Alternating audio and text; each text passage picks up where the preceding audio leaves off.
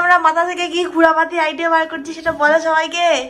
কিছুই না, নরমাল ব্যাপার না, এটা নরমাল। গুড মর্নিং সবাইকে, welcome back to our channel lazily married by ladies life. আজকে বৃহস্পতিবার, আমরা দুজনেই অফিস যাচ্ছি। আমি ওই জন্য স্নান টান করে রেডি হয়ে গেছি। এখন আমি ওই আদা জলটা খাচ্ছি। আদা জলটা করে রেখে চান করতে চলে গেছিলাম, তো ওই জন্য ঠান্ডা হয়ে গেছে, ওটা আবার গরম করতে বসানো হয়েছে। ও এবার স্নানটা সারবে, তারপরে আমরা খাবো দাবো, তারপরে বেরোবো। যাই হোক, চলো দিনটাকে স্টার্ট করা যাক। ব্রেকফাস্টে আমাদের হিন্দি আলু চচ্চড়ি আর রুটি। দাদা আমাদের হটপট মুছতে শুরু করে দিয়েছে। আবার আজকে প্ল্যান আছে সাধু সাধুকে ব্রেকফাস্ট করার, ওই জন্য বেটা আমি তাই ভাবছি আটাটা কম হয়ে গেছে কেন। একটা রুটি অ্যাটলিস্ট খেয়ে যা আসিস, খালি পেটে যাস না। হ্যাঁ চলো আমরা খেয়ে নি, ঝপ করে বেরোতে আজকে অনেক দেরি হয়ে গেছে। বল 45 থেকে আমার মিটিং থাকে, আর এখন বাজে 9:35।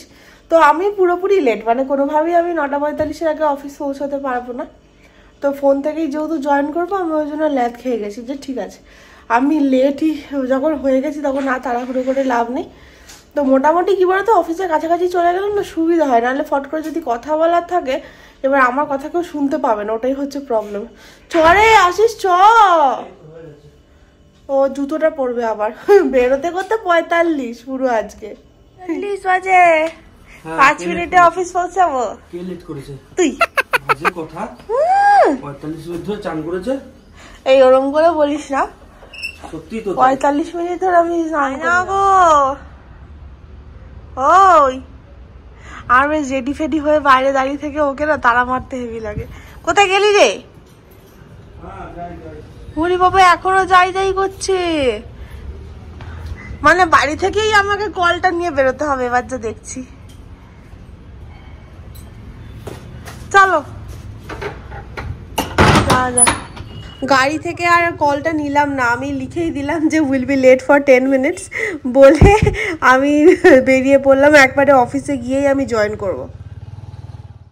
তারা অফিস থেকে আমি বেরিয়ে পড়েছি। তোমরা হয়তো ভাবো 1 সেকেন্ডের মধ্যেই কেমন বেরিয়ে পড়ে, কিন্তু ওই অফিসের ভেতরে তো আর ভিডিও করা যাবে না। এ বাবা ইয়া যে কাঁধে ব্যাগ নিয়ে চলে এসছে কেন, কি ব্যাপার? আরে আমরা তো দুজনে লাঞ্চ নিয়ে গেছিলাম, আমি জানতাম যে আমি বাড়ি চলে আসার চেষ্টা করব, আর ও বলেছিল অফিসে লাঞ্চ করবে, কিন্তু আজকে যেহেতু সাধু নেই, ও বেটা লাঞ্চ নিয়ে চলে যাচ্ছে বাড়ি। আমরা বাড়ি চলে এসেছি, দরজাটা বন্ধ করে দিয়ে যাই। আসলে আমাদের এখানে মুরগির অনেকগুলো ছানা হয়েছে, কেয়ারটেকার দাদার যে মুরগিটা রয়েছে ওটার, কালকে তোমাদেরকে দেখাবো, আজকে বাচ্চাগুলো নেই। তো আজকে আপনি তাড়াতাড়ি কেন এসছেন সবাইকে একটু বলুন। ও বেটা শুধুমাত্র আমার সাথে আসে না, সাধুর সাথে লাঞ্চ করবে বলে। আজকে সাধু নেই, ওই জন্য আমি তো অন্য কারোর সঙ্গে লাঞ্চ করি না, ওটাই তো বলছি, ওই জন্য আর কি তাড়াতাড়ি। আমি ভাবছি বাবা ব্যাগ নিয়ে চলে এলো, কি ব্যাপার আমাকে বলেনি। সারপ্রাইজ। তো তাড়াতাড়ি খিদে পেয়েছে। আমরা লাঞ্চ নিয়ে বসে পড়েছি বাড়িতে, মানে আমরা লিটারালি মানে মা দেখলে বলবে তোরা প্যাক করে কেন নিয়ে গেছিলি অফিসে ডাবাগুলোকে। জানতাম না তাড়াতাড়ি চলে আসবে।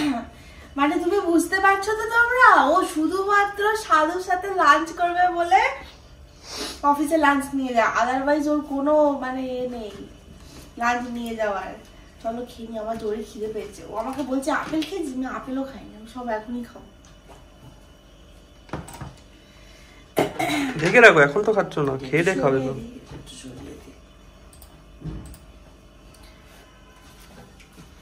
তো খেয়ে নে, দেরি হয়ে যাবো, মিটিং আছে। এই সেজে গুজে এখন কোথায় যাচ্ছিস? মাংস আনতে। মাংস কেন? মাংস খাবে না তুমি হঠাৎ? তুমি তো বললে এই মিথ্যুক, মিথ্যা কথা বলবি না। আমি কখন বললাম? আমি বললাম বিরিয়ানি খাবো, তুমি বললে না বিরিয়ানি খাবো না, মাংস খাবো। আর কালকে তুমি কি খাবে সেটা বলো অফিসে গিয়ে। চলো বল কালকে কি খাবে। অফিস পার্টি আছে, লাঞ্চ ডিনার দুটো একসাথে। পরে কিছু খাবো না আজকে রাত্রির পর এমনিও তুই কিছু খেতিস না, পার্টি না থাকলেও। কি খাবে কালকে? বুফে তো, দেখি কি দেবে। না অফিসের মধ্যেই হচ্ছে। ও খাবার এনে এর কি করে হবে?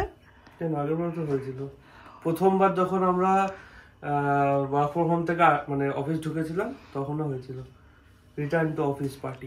দেখিস আবার কার্ড রাইস না খাইয়ে দেয়, তখন একদম সারা নাইনসাফি হয়ে যাবে।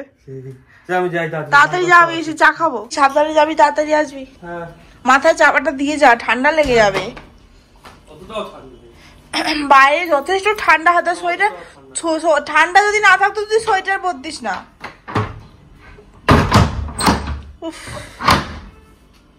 কি পাগল রে। কি হচ্ছে? মাংস মাংসটা এই ম্যারিনেট করে রেখে দাও, এক্ষুনি করবো না। এখন একটুখানি মাংসটা ম্যারিনেশনের জন্য বসিয়ে দিয়ে একটুখানি চা বসাবো, একটু চাটা খাবো, তারপরে আমাকে পেস্টটা কেটে দেবে, তারপরে মাংসটা বসাবো। ততক্ষণ একটু ম্যারিনেশনটা হয়ে যাবে।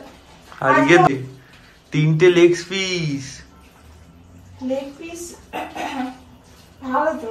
আমি আসলে সলিড মাংসটা অতটা খেতে পারি না। একটু একে তো কি বলতো, মুরগির মাংস কে এখন একটু ভালো করে রান্না না করলে বা ঝোল ঝোল করলে খাওয়া যায় না। একটুখানি ভালো করে কষিয়ে রান্না না করলে মুরগির মাংস বাড়িতে তো মাটা খেতেই পারে না। নিজেরা অত বছর ধরে একটা নিজের হাতে রান্না খেয়ে আসছে না, আমরা গেলে আমি বা ও করি যখন, তখন একটুখানি খাই, বলে যে ভালো লাগছে, একটু অন্যরকম টেস্টটা তো হয়। ওই জন্য এই আমাদের এখানে চিকেনটা একটু বেশি খাওয়া হয়। কি রান্না করবো বলো তো রোজ রোজ, একটা চিন্তার বিষয়। তারপরে কালকে ওনার রয়েছে না, ভেজ খাওয়ার থেকে চিকেন খাওয়া বেশি ভালো। তুমি ভাবো, না সবজিও তো খাই। সেবার পনির আনলাম, হ্যাঁ, যত টাকার পনির আনলাম সেই 100 টাকার 500 চিকেন হয়ে যাবে। সত্যি কি অবস্থা। পনিরের দামও অনেক বেশি, কলকাতার থেকে অনেক বেশি। আমাদের 200 পনির কত নিল আগের দিন? 100 কত টাকা? 120 টাকা।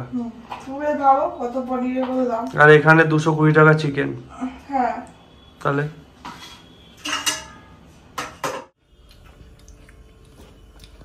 কি সেটআপ নিয়ে বসেছো? সেটআপ কোথায়? এই ল্যাপটপ, সঙ্গে চা, সঙ্গে স্ন্যাক্স। অনেক এই হলদিরামের ভুজিয়া নর্মালি আমি খাই না, আমার একটুখানি বলি না অম্বল হয়। এ নিয়েছে, আমি ওই জন্য একটুখানি খেয়ে নিলাম, মানে চোখের সামনে থাকলে খেয়ে নেবো, আমি যদি বাড়িটা ঘুরিয়েই নি বাবা। এইটা সব থেকে বেস্ট। তোমাদেরকে আমি বলবো তো, আমি সেরকম হলে ফার্স্ট কমেন্টে নামটা লিখে দেবো, তোমরা একবার কিনে খাও, তারপর তোমাদের অন্য কোনো নিমকি খেতে ইচ্ছে করবে না। এটা অস্বাভাবিক সুন্দর করে। হলদিরামের ছোটা সামোসাটাও খুব ভালো লাগে। হ্যাঁ, আমরা মাথা থেকে কি ঘুরাপাতি আইডিয়া বার করছি সেটা বলে সবাইকে। কিছুই না, নরমাল ব্যাপার। না, এটা নরমাল ব্যাপার নয়। আমরা আমাদের অ্যাকচুয়াল ভালো পোলাও ছেড়ে বাজে পোলাও খাচ্ছি। এই বাজে বলবে না, মানে ওই কোয়ালিটিকে তো ম্যাচ করবে না। দেখা যাক। ব্যাপারটা হচ্ছে, ওরা যে বাতি কথা রুটি বানাতে ইচ্ছা করছিল না, ও আমাকে অনেকক্ষণ ধরে পটাবার চেষ্টা করেছিল যে ভাত খা। আর আমি কিছুতেই রাত্রিবেলা ভাত খাই না। ওই জন্য ও বললো পোলাও খাবি, আমি বলেছি হ্যাঁ। তারপরে বলে না, নর্মাল চালের বানাবো, বাসমতির বানাবো না। ঠিক আছে, সেটাও চলবে, দুধের স্বাদ ঘোলে মেটানো। ঝপ করে মাংসটা বসাতে দিতে হবে, নাহলে আমার কিন্তু মিটিং শুরু হয়ে যাবে। পোলাওটা বসিয়ে নিই, তোমাকে ছেড়ে দেব। পোলাও তো রাইস কুকারে হবে, বেশি চাপ নেই। এটা শুধু ভেজে নিয়ে হয়ে যাবে কাজ। ঠিক আছে, ঝপ করে কর, আসছি আমি। কি গো, তোমার না মিটিং আছে? আমি করে দিচ্ছি আজকে। না, আমি করে দিচ্ছি, যাও বসো। না, তুই একবার ভালো মাংস রান্না করলে আমাকে না চলে আসো। কালকে করবে, কালকে মাংস কর। আরে মাংস না, অন্য কিছু করবে। চলে আসো। করে নিবি? হ্যাঁ, চলো করে করতে নেবো। পারবি বাবা ঠিক আছে, চলে আসো। আচ্ছা কর, আমি আসছি 15 মিনিট। হ্যাঁ, ঠিক আছে।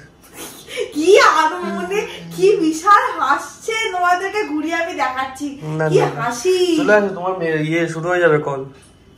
কি অবস্থা তোমরা দেখো। আমাকে বললো যে আমাকে খালি এটা নিয়ে বসি, আমি ওটাকে কি বলে, কেজিএফ দেখতে দেখতে মাংস রান্না করবে। ওইখানে আমাদের পোলাও অলরেডি হচ্ছে, তা আমি 15-20 মিনিট আমার লাগবে, তারপরে আমি চলে আসবো, ততক্ষণে তো মাংস হয়েও যাবে। ঠিক আছে, তুই কর, আমি আসছি। খাবার দাবার নিয়ে আমরা বসে পড়েছি। মাংসটা একটা বোমবাস্টিং একটা কালার এসছে, দেখেই মনে হচ্ছে হেভি হয়েছে। খেয়ে দেখি।